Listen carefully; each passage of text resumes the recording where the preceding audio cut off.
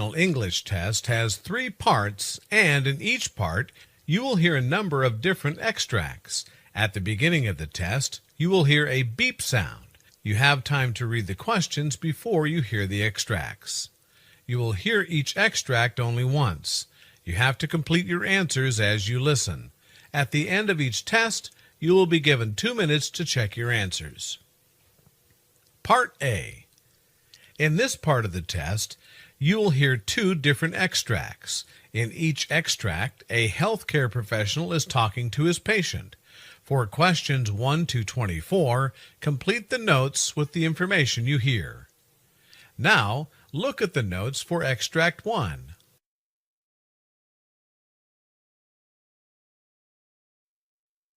Extract 1, questions 1 to 12. You hear a neurologist talking to a new patient called Mrs. Lizaveta. For questions 1 to 12, complete the following notes with a word or short phrase. You now have 30 seconds to look at the notes.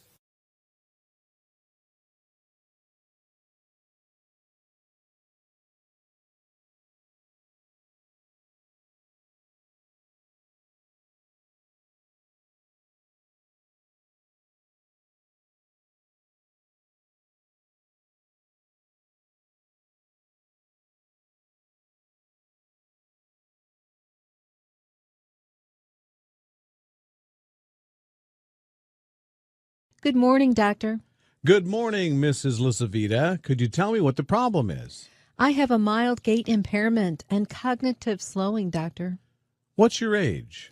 71, doctor. I think I walk in a funny manner. Actually, my husband has noticed this over the past 3 months and says I have broadened my base and have developed stoop posture. My balance has also started declining. I have to use walls or furniture to stabilize myself. However, I'm not using any kind of assistive device. So what about your bowel and bladder movements? I do not have any issues, doctor. No frequency, issues, or urgency. Do you have any headaches? No, doctor. Have you experienced any change or decrease in your memory or thinking? It is not as smart as it used to be earlier. However, I am able to pay the bills. My thinking has slowed down. I often get stuck with the words when I speak. Have you ever had any trouble with syncope or vertigo? I don't have any trouble with syncope, but I've had some episodes of vertigo. I was diagnosed with hypertension in 2014, but no snoring or apnea. Any other complications? I've had arthritis since 2000 and thyroid abnormalities since 1975. Have you had any surgery? Well, I had a hysterectomy in 1992 and a wrist operation after I fell down in 1972 with a titanium plate and 6 screws. All right, can you give me a brief history of any illness in your family? My mother had colon cancer. Are you allergic to any medicines? Yes, codeine and sulfa. What medications are you taking now? Premarin, 0.625 milligrams, Acifex, 20 milligrams daily, Toprol, 50 milligrams daily, Norvasc, 5 milligrams daily, multivitamin, Caltrate plus D, B-complex vitamins, calcium and magnesium, and vitamin C daily. Well, after reviewing all of your medical reports, I doubt that you've developed adult hydrocephalus. Your diagnosis reports show blood pressure 154/72, and your heart rate's 87, and the weight 153. And your pain is 0 out of 10. Your spine is straight and non-tender, and you have very mild kyphosis, but no scoliosis. And your gait assessment shows that you have some unsteadiness and a widened base.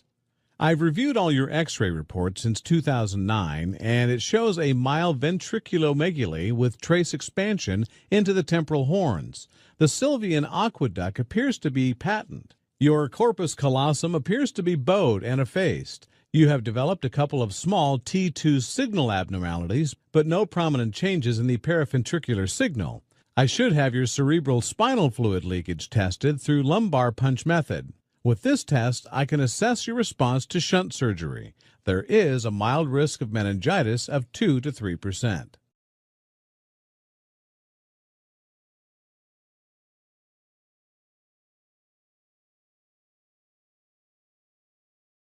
Extract 2, questions 13 to 24. You hear a physician talking to a patient. For questions 13 to 24, complete the following notes with a word or short phrase. You now have 30 seconds to look at the notes.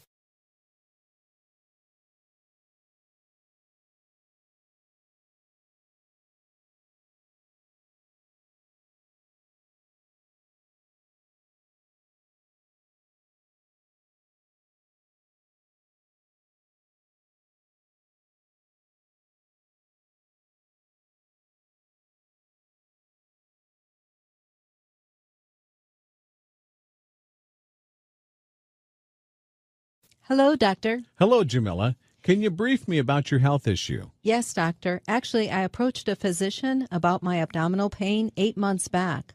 On my chest x-ray, I had a possible infiltrate, and he thought that I might have pneumonia, and I was treated with some antibiotics and prednisone.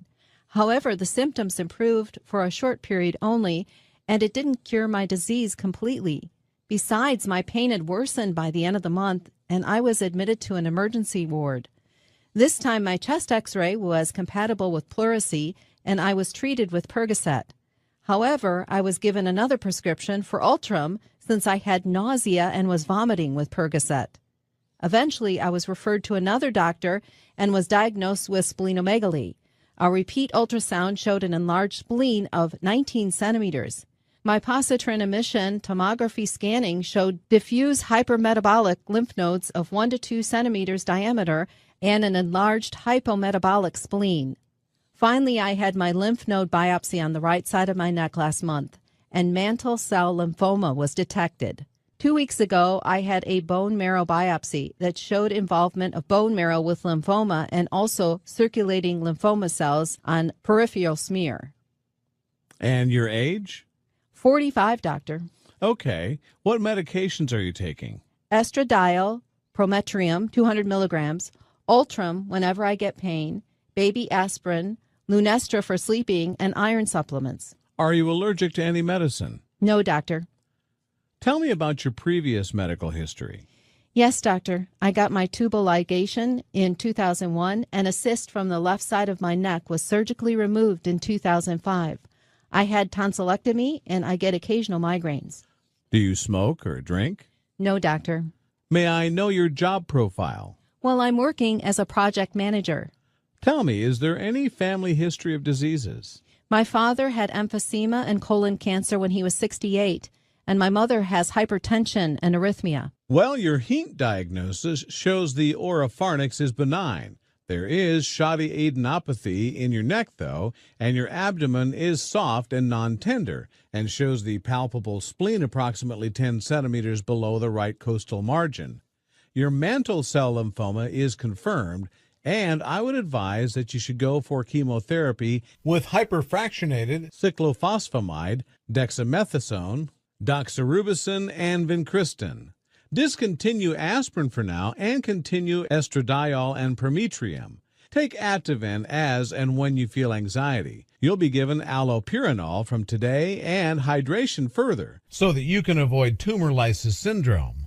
I will plan to add Rituzan a little later on in your course since you have circulating lymphoma cells, and I'm planning to get you evaluated for bone marrow transplant in first remission.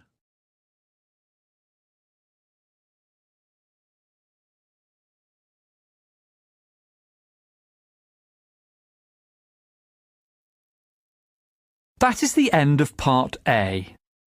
Now look at Part B.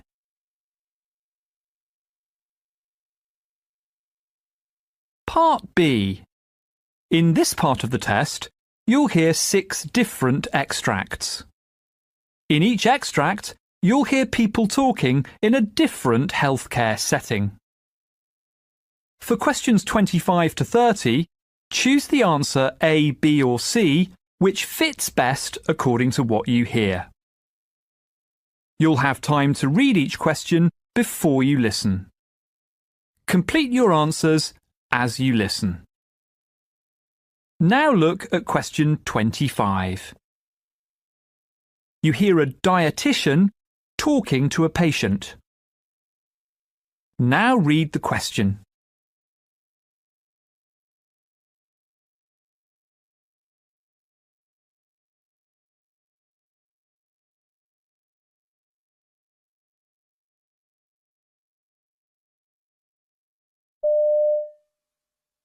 So what seems to be the problem?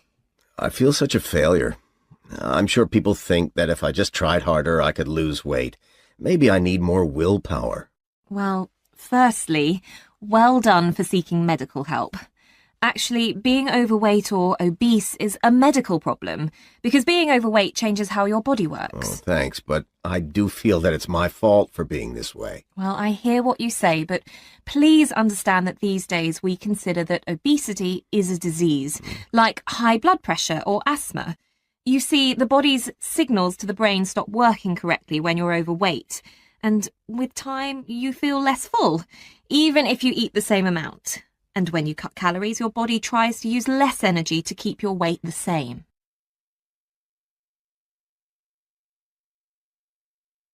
Question 26. You hear members of a hospital committee discussing problems in the X-ray department.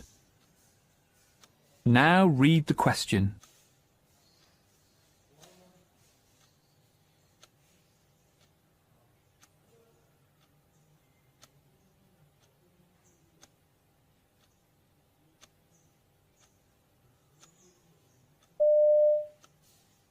So next on the agenda is the problems in the X-ray department. Nick, would you like to fill us in here?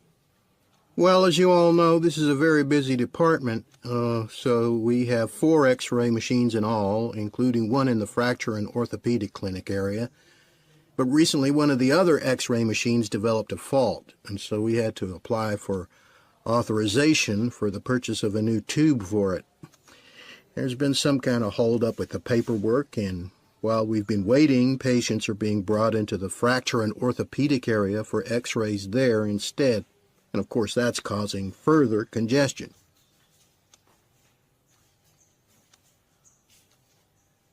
Question 27. You hear a senior nurse giving feedback to a trainee after a training exercise. Now read the question.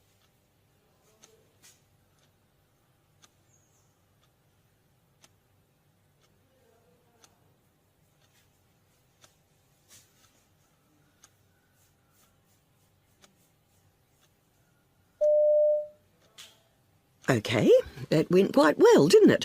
But it took you a while to work out where the CPR board was kept. Yeah. So what does that tell you about this scenario? We need to check where things are before doing anything else. Exactly.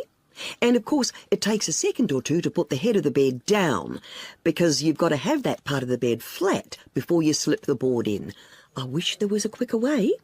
So do I put the CPR board under, or would I normally hand it over to somebody else? It makes no difference as long as it's done.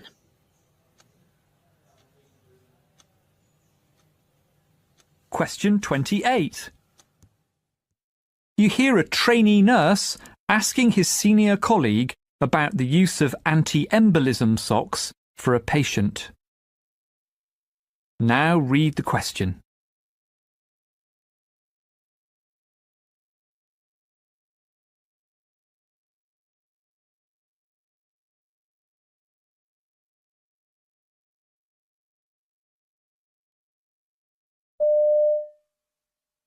I noticed that Mrs. Jones isn't wearing the usual anti-embolism socks, but I didn't want to ask her why not because she was asleep. Is it because her legs are swollen? Well, sometimes we don't recommend the socks if there's severe swelling with edema, but that's not the case here. Mrs. Jones was actually given them initially on admission last night, but she told us this morning that her lower legs were feeling numb. She described it as having no feeling.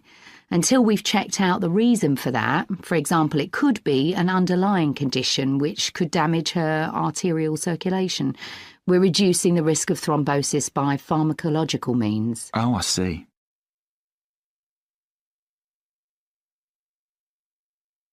Question 29. You hear a vet talking about her involvement in the management of the practice where she works. Now read the question.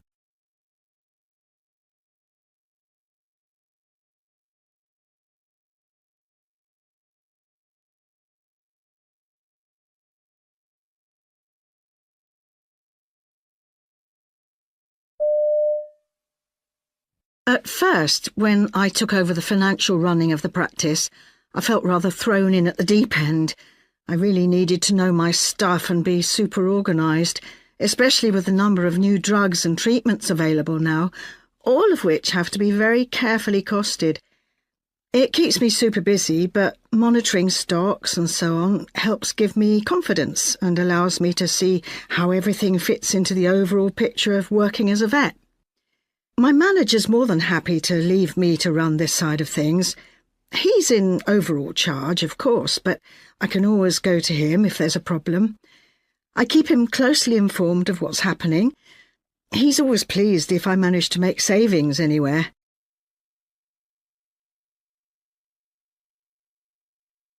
Question 30. You hear a physiotherapist giving a presentation about a study she's been involved in. Now read the question.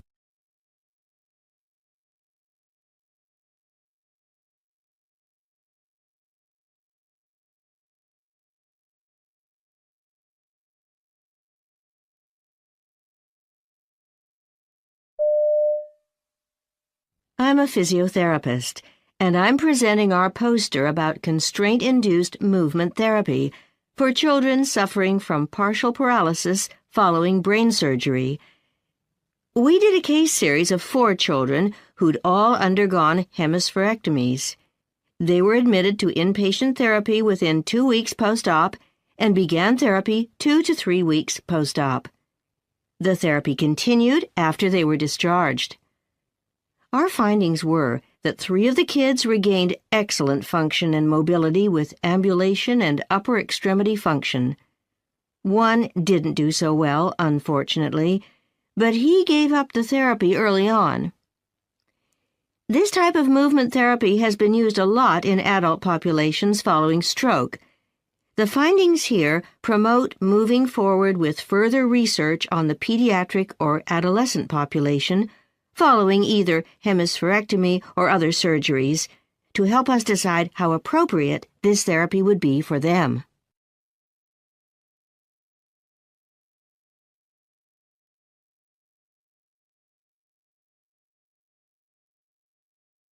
That is the end of Part B. Now look at Part C.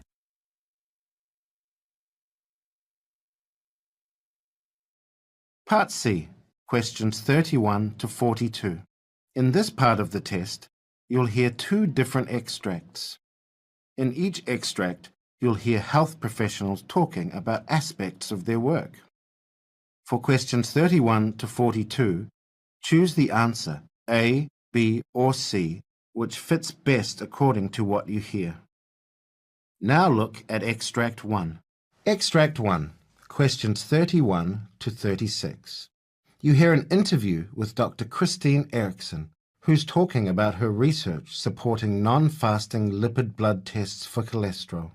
You now have 90 seconds to read questions 31 to 36.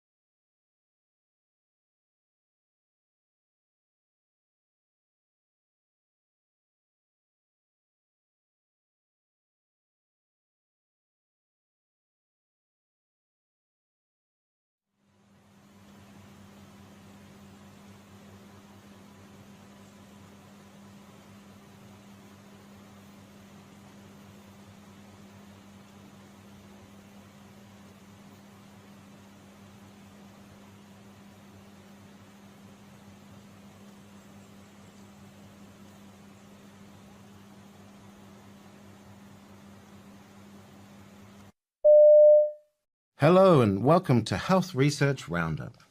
For decades, people have been asked to fast before they have blood tests to check cholesterol levels.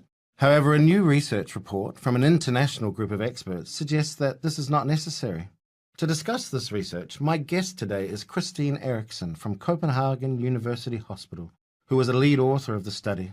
Christine, welcome. Thank you very much. So why did we ever ask people to fast for blood lipids, for your blood fats?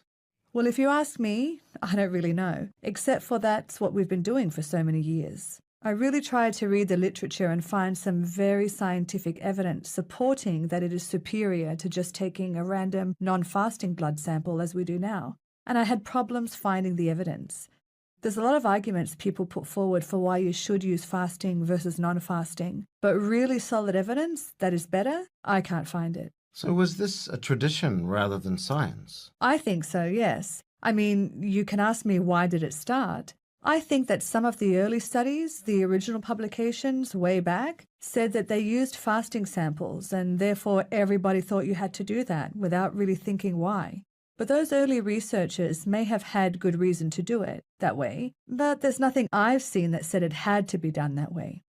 And there's all this evidence now from Canada and the US, 2 excellent studies, one in children and one in adults. And then we have a lot of studies from Copenhagen, and they all show that when you just look at people that eat and drink whatever they usually do, and you take a lipid panel, cholesterol, triglycerides, a very common fat in the blood, then they don't really change very much in response to when you have been eating. So there is a difference? Yeah, the difference is in millimoles per litre. So it goes up by about 0.3 millimoles per litre. However, in clinical practice, when you look at triglycerides, you're interested in whether it increases 1 or 2 millimoles, not 0.3 millimoles. So that's what's clinically relevant. And even with a bad form of cholesterol, that's not going to make the difference between whether or not they put you on medication? Yeah, that's right. We provide data in this report where we did direct measurement and after fasting and in about 6,000 people, and the correlation between the two methods was, I can't see the difference. It looks exactly the same. So you moved over in Denmark to this official recommendation about 7 years ago. So what's happened since then? Have there been any issues because of undiagnosed cholesterol levels? No, everybody was happy right away. Even the laboratories that didn't change right away, they were pushed by patients because there were reports in the media telling them that at Copenhagen University Hospital, we're doing non-fasting, so everyone wanted to do it. And I can say today, patients, clinicians, laboratories, everyone's happy. Everyone likes it because it's so much simpler. And patients like it because they can go when it suits them to the pathologist, so they're more likely to turn up for their blood tests? Yes, of course. I don't have fantastic good numbers for you, but certainly you hear from so many colleagues that people don't go to have their lipid test because it's so complicated to fast. And then they have to go to work, to have an important meeting, and they can't do this in the morning. But now, doing a random non-fasting, you can come whenever it suits you. And very briefly, is there any circumstance where you should have a fasting blood fat level done? Well, this recommendation, it's 21 world experts, many from Europe, the US, and one from Australia also. And of course, when you have so many experts, there's always someone that thinks there's certain situations. We list a few where you can do. For example, for patients with diabetes, the fasting requirements might be an important safety issue because of problems with hypoglycemia. But if you ask me, way down in my heart, is it necessary? I don't really think so.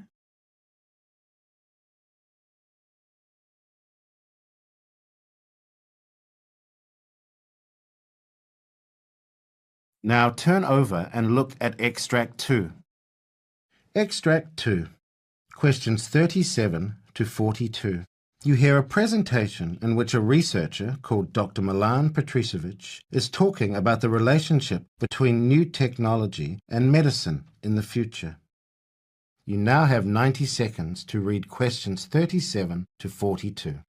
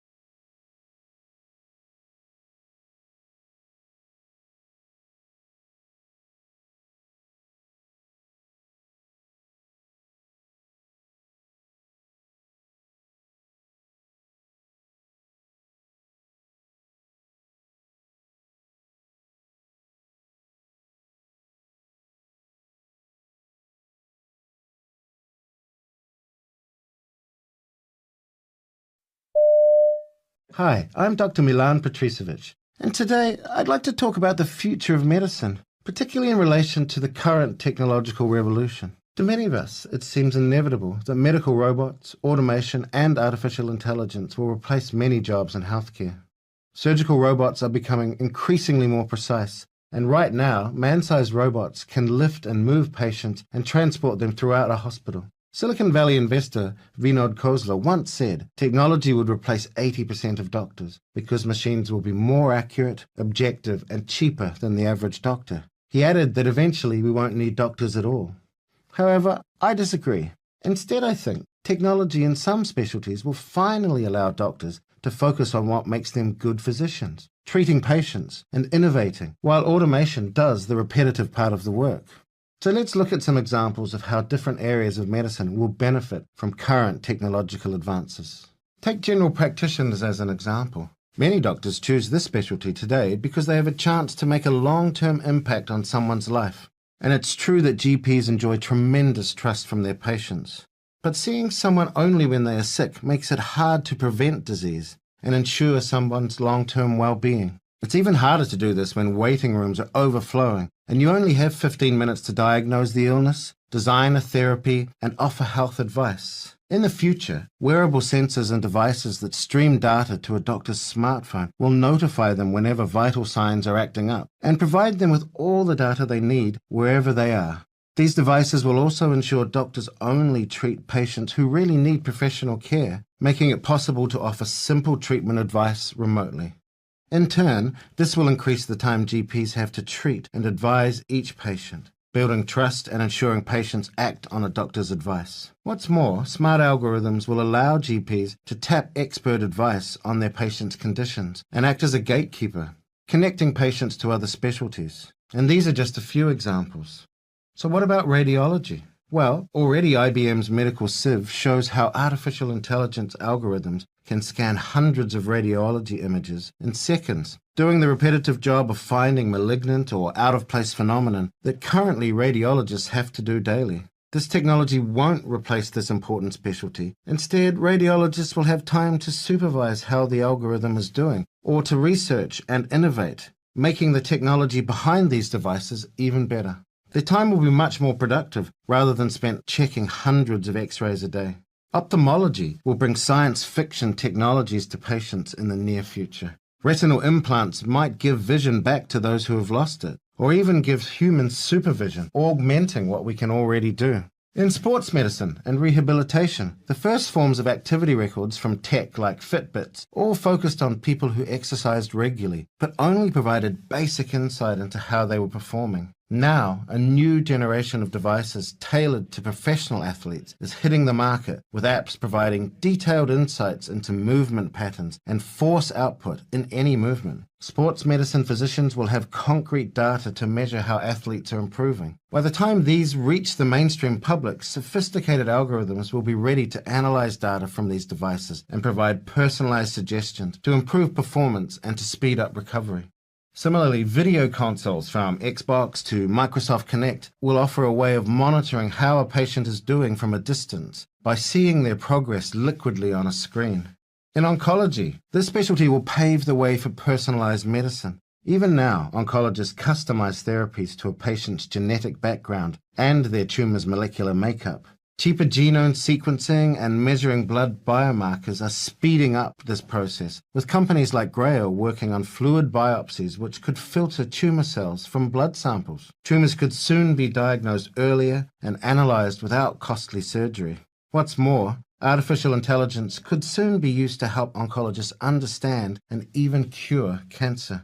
Already, IBM Watson obtains all the relevant information from millions of studies about a patient's case and makes suggestions for treatment plans most likely to work. In the meantime, patients are better informed about the disease thanks to social media communities of fellow patients. These signs all point to a bright future for oncology in partnership with new tech innovations. So what does this all point to? Well, my conclusion would be that, all in all, many jobs will be taken over by robots and automation in the coming years, but at the same time, amazing opportunities will also emerge, especially in medicine. These will require physicians to acquire new skills and improve their existing ones. In my opinion, the majority of specialties will have more time for patients and better insight into disease.